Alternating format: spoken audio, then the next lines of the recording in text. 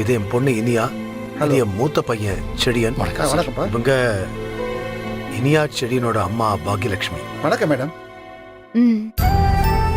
என் பொண்ணோட டிவோர்ஸ் விஷயமா ஆல்ரெடி உங்களை நான் ஃபோன்ல காண்டாக்ட் பண்ணேன்ல. உங்க அப்பா எல்லாத்தையும் சொன்னாருமா? ஆமா, உங்களுக்கு கல்யாணமா எத்தனை வருஷமாச்சு?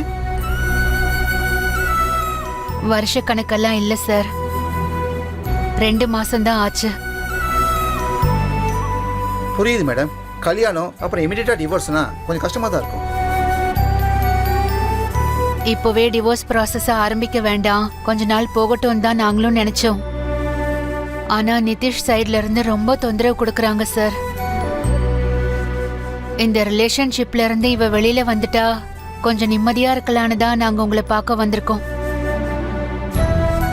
பெரிய குடும்பம், ஐ மீன் வசதியான குடும்பம். என் பொண்ணு நல்லா பார்த்துப்பாங்கன்னு அவசரப்பட்டு நம்பி இந்த கல்யாணத்தை ஏற்பாடு பண்ணிட்டோம். உங்க குடும்பத்துக்கு பின்னாடி இவ்வளவு கேவலமான விஷயங்கள், கதைகள்லாம் இருக்குன்னு எனக்கு தெரியாம போச்சு. இந்த மாதிரி நிறைய கேசஸை நானே டீல் பண்ணியிருக்கேன் கோபி.